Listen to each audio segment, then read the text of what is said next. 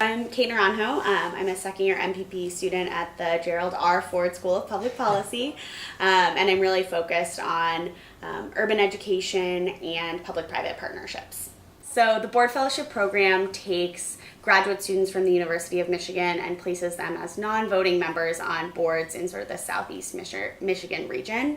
I was a board fellow at Alternatives for Girls, which is based out of Detroit. I sat on a board that was primarily composed of women, and it really, for me, as somebody who wants to go into the nonprofit sector, was a critical piece of my leadership development here because that's what I want to do. I want to sit at the head of a board table as the executive director of a nonprofit, and getting exposure to that and hearing about what boards are thinking about and talking about was a really great experience.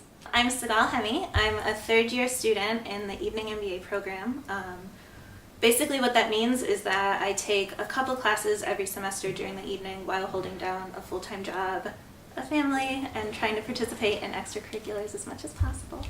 I came to business school with an arts administration background, and what qualified me for my first job was my subject matter expertise. And then every promotion you get, you are asked to do something that you've never done before.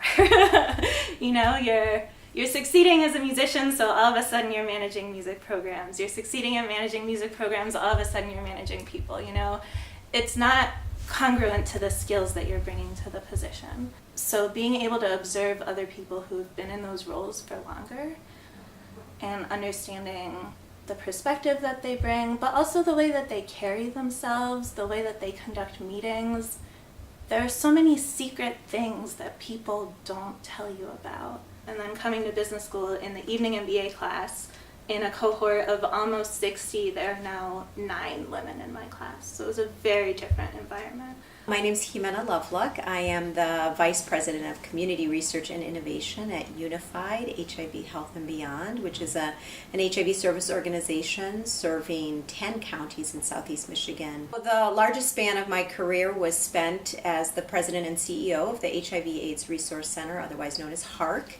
There's no doubt that having a person that has been in the field that you want to go into, or that has a type of leadership position that you aspire to, someone that you can learn from, I think has a tremendous impact on people, particularly who are young in their careers, who are just entering the social sector. What we see in the professional world in general, and every sector, is also true in the social sector. In 2013, over 70% of people working in the social sector were females.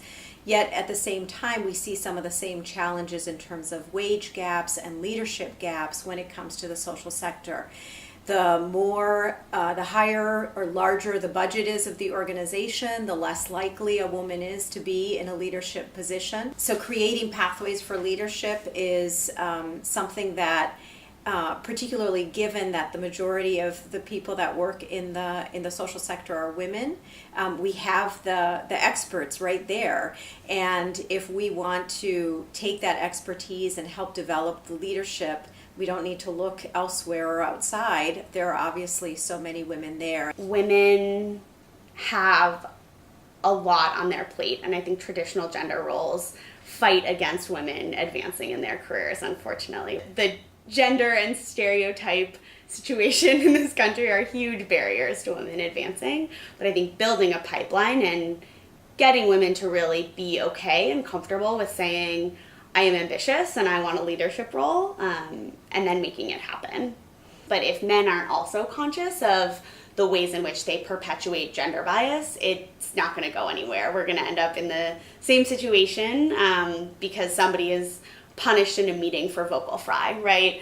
And so the more that we can do to educate the whole community and not putting it on just women to advance their own careers and to make the choices themselves, but also men to raise awareness about the ways in which they perpetuate the problem, I think that is a huge area of opportunity.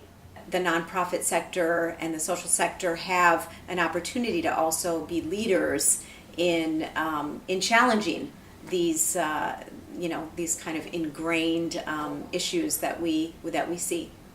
I think we need to figure out how to use that expertise, use that knowledge to also build the leadership capacity of people that are younger in their careers and building their own path in leadership. I think the social sector, because it is really mission-driven work, has the opportunity to address some of the things that research has borne out, right? Like implicit bias. So there are little tweaks that you can make that allow women to function much better in the workplace. One really good example of that is feedback. Most women dread feedback. Performance reviews give them anxiety. Research has shown this. And changing the culture of feedback at your organization can drastically change a woman's experience working there. But I do think the social sector has a responsibility that's beyond just that of the corporate sector. What's been important for me has been those kind of mentorship experiences, even if it wasn't directly someone being like, this is what you should do, or someone like sitting down and telling you the secrets, but the opportunity to observe people and emulate people is really important in leadership, but also in general. People can really tell when you're being authentic and when you are leading in a way that is true to yourself and your personality as opposed to in a way that's worked for someone else. For me, having my boss, who is a woman and amazing, seeing the way that she is able to carry herself and the way that she can interact with people and the way people respond to her gives me, a model to look at, or a way to say, oh, you can say something like this, or like you can't say something like this. It's just been really important for me.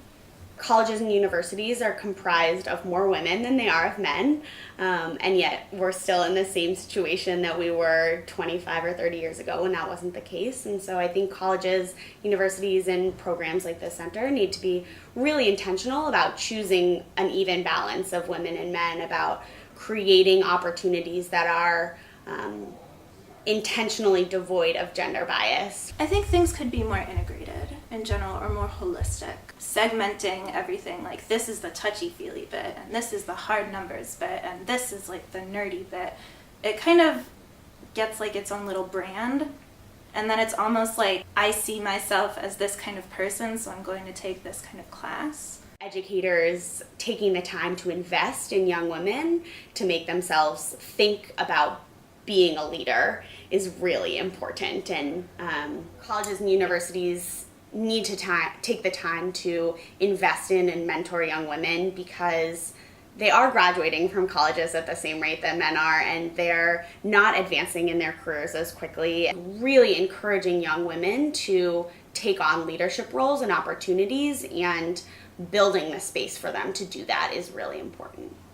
There's no doubt that an institution like the University of Michigan or any other academic institution can play a major role in helping that leadership pipeline, and particularly getting women interested in joining the social sector and seeing the impact that they can have. The more that what they're learning in the classroom can be applied in the field, I think is of benefit. Certainly working with other leaders in the social sector, particularly other female leaders, is great as well. But leaders that are committed to advancing women's leadership.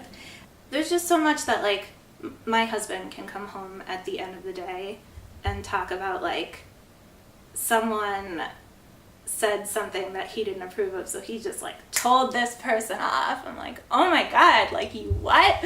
I can never do that. But on the other hand, sometimes there are situations that demand that. So seeing like what you can do and having it demonstrated by someone who does it well is really empowering. I think most of my takeaways from serving on a board are really that most people want to do good, and it's about leveraging everybody's talents to move the organization forward. Allowing people to give the skills and the time in the way that they want to do it, you can really make your organization stronger.